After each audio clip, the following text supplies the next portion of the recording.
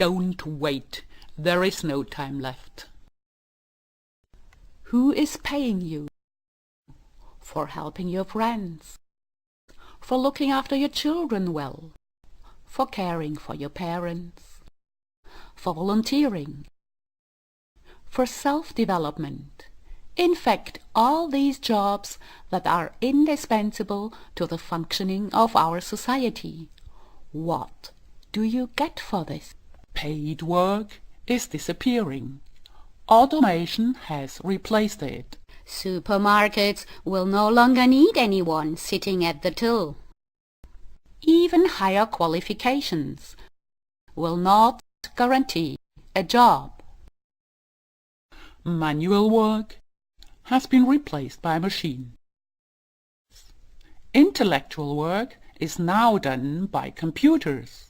And what about us? What will we live off in the future? While technology works for us and satisfies our desires, we could have time, much time, to do really enjoyable things. But instead we are forced to do something completely pointless. Are you also rushing from one store to the next, from one repair to the next, and what you just bought you are carrying to the waste dump tomorrow? To produce light bulbs that last longer than a century, washing machines that last 3 generations, printers that operate for a lifetime, that would cost a fraction of the milliards spent on researching how to shorten the life of products. Meaningful work is not tiring, quite the opposite. Meaningful work is energizing. Anyone who has been driven to achieve a goal knows how hours can pass unnoticed. Burnout is a result of doing pointless work. Why do we do unnecessary work? The answer is short. Automatically generated money must be distributed automatically. But this money is held only by a few, while millions are plunged into unemployment.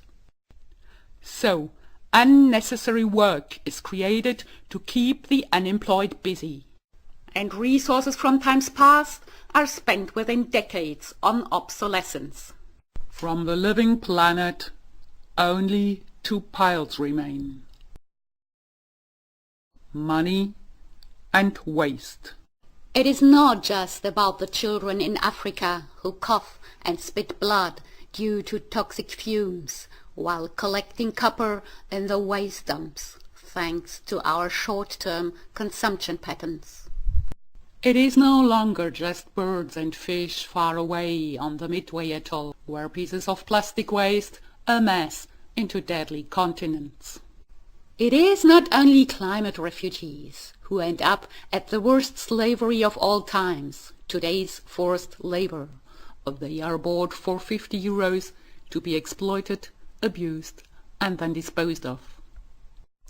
Now, our luxury hotels are attacked.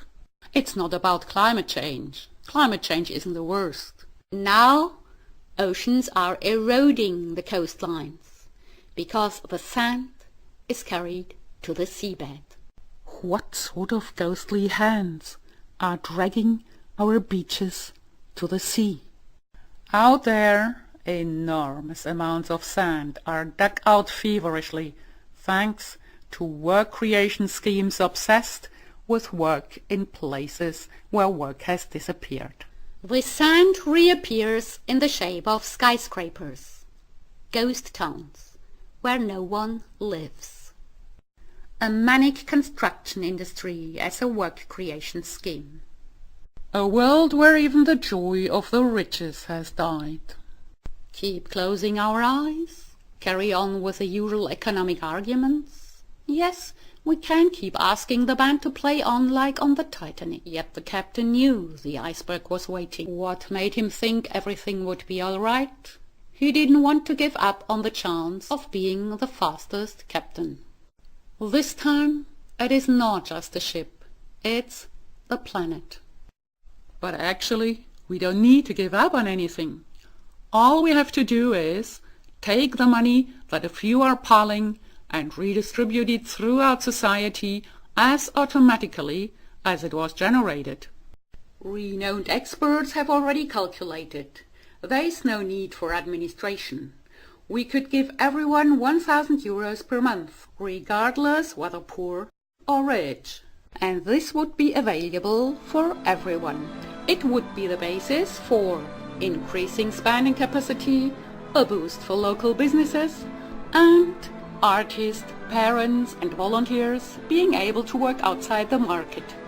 To put it briefly, only a redistribution of the wealth that is generated automatically will allow us to fully exercise our citizenship. Actually, the problems of the planet may not be as big as they seem. We need to understand just one fundamental key point. Automatically generated money must be redistributed automatically. Then we could produce light bulbs, washing machines and printers to last a century.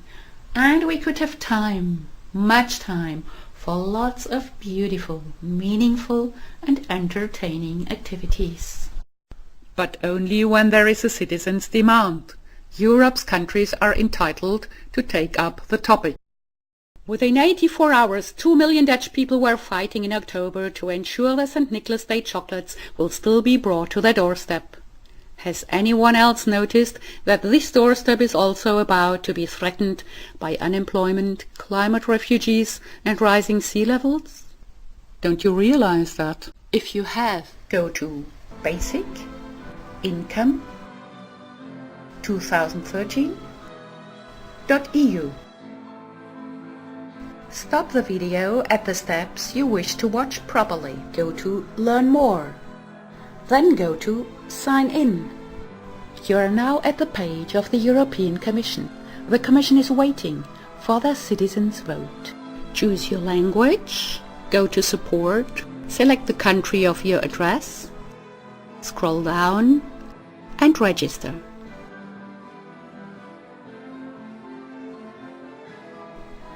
Scroll further down, then you submit. Hurry! Until 14th January 2014, 1 million signatures are needed. Share this link, let everyone know, speak to colleagues, and whatever else you can do. Just remember, you can only sign once. If you sign both, the paper and the online petition, then both your signatures will be deleted.